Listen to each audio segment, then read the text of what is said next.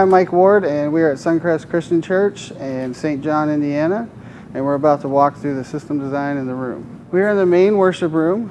Normally there is lots of chairs. The acoustics of this room are not very well done, in my opinion. It's a very square room, as you can tell.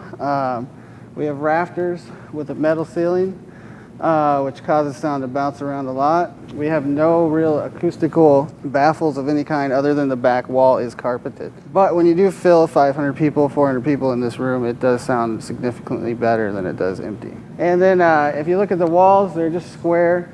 We do have slanted walls, which is good for standing waves.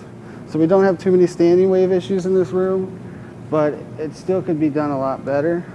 Which is something we're actually working on. Well, we have a Bose PA system. If you can look up here, we got left, center, and right that we actually just run in mono. And we have subs on both sides on the ceiling, which is a problem. Subs should be on the floor, but for looks and design purposes, they put the subs on the ceiling.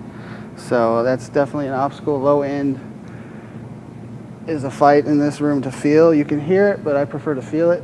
The Bose PA itself is biamp, which means we run it through a crossover and we split frequencies between low frequencies and mid and high frequencies. And then we biamp it, so everything below 80 hertz goes to the subs and everything above 80 hertz goes to the main PA.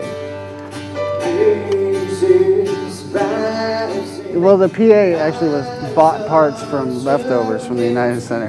If you look at the United Center, they actually have their subs on the ceiling as well. It's a design issue. I don't know why they do that.